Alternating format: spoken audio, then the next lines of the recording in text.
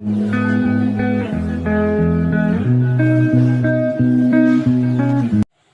Guys, welcome to Elibro Education. चलिए आज जानते हैं हम लोग फ्रिक्शनल फोर्स के बारे में। फ्रिक्शनल फोर्स क्या है? जब कोई बॉडी किसी रफ सरफेस पर चलने की कोशिश करती है तो उसके चलने की कोशिश के एकदम जैसे ही वो चलने की कोशिश करती है, तुरंत एक फोर्स उसके उस चलने की कोशिश का अपोज करने के लिए डेवलप हो जाता है। उस फोर्स को ही कहा जाता है फ्रिक्शनल फोर्स।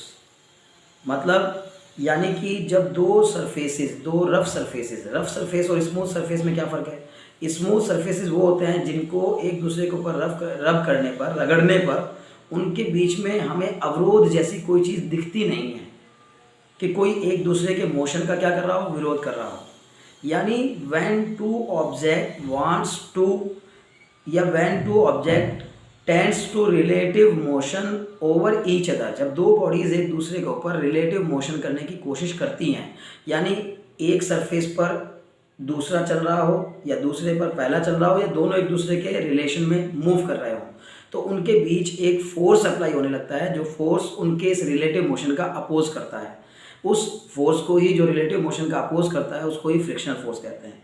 और फ्रिक्शनल फोर्स तब एक्ट करना स्टार्ट करता है जब कोई बॉडी मूव करने की कोशिश करती है।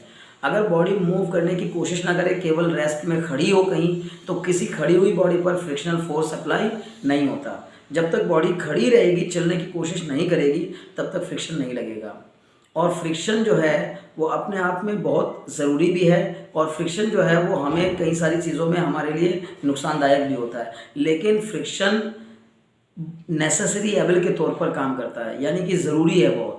क्यों ज़रूरी है? क्योंकि राइटिंग में भी फ्रिक्शन की ज़रूरत पड़ती है, चलने में भी फ्रिक्शन की ज़रूरत पड़ती है, रुकने में भी फ्रिक्शन की ज़रूरत पड़ती है, मुड़ने में भी फ्रिक्शन की ज़रूरत पड़ती है। यानी बिना फ्रिक्शन के ना तो हम मुड़ सकते हैं, ना चल सकते हैं, ना रुक सकते हैं, ना लिख सकते हैं। तो ये सारे काम जो हम कर रहे हैं, ये फ्रिक्शन के कारण ही कर रहे हैं। तो दो बॉडीज़ के बीच में लगने वाला फ्रिक्शन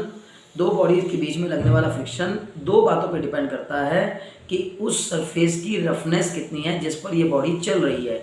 यानी कि सरफेस की रफनेस पर डिपेंड करता है, और उस ऑब्जेक्ट के ऊपर लगने वाले नॉर्मल रिएक्शन पर डिपेंड करता है। जितना ज़्यादा उस ऑब्जेक्ट पर रिएक्शन लगेगा, फ्रिक्शन भी उतना ही ज़्यादा लगेगा। और सरफेस जितना ज़्यादा रफ होगा, फ्रिक्शन भी उतना ही ज़्यादा लगेगा। सरफेस जितना स्मूथ होगा, फ्रिक्शन उतना ही कम लगेगा। और अगर परफेक्टली स्मूथ सरफेस होगा तो फ्रिक्शन ज़ीरो होगा। हालांकि परफेक्टली स्मूथ सरफेस कोई होता नहीं है। हर एक सरफेस की कुछ ना कुछ रफनेस ज़रूर होती है, और वो कुछ ना कुछ फ्रिक्शन ज़रूर प्रोवाइड करता है। आई थिंक आप फ्रिक्शन के इस बेसिक से फंडे को समझ गए होंगे। Very very thanks for watching.